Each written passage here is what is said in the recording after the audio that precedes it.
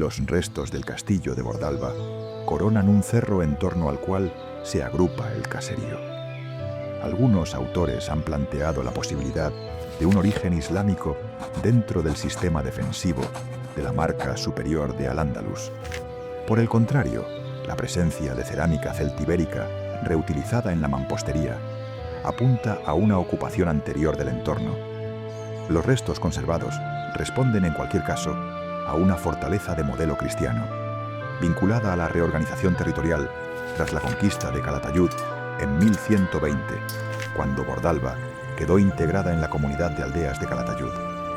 El episodio más destacado del siglo XIII tuvo lugar el 28 de febrero de 1296, cuando tras sus muros se firmó una concordia entre Jaime II de Aragón y Alfonso de la Cerda, pretendiente al trono de Castilla. Durante el siglo XIV, el castillo formó parte del sistema defensivo de la frontera occidental del Reino de Aragón.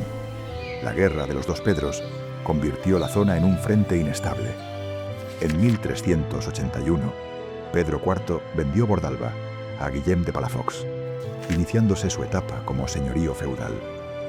La familia Palafox mantuvo el dominio durante el siglo XV. Durante el reinado de Alfonso V, Antón de Palafox defendió activamente el señorío de Ariza frente a estas incursiones.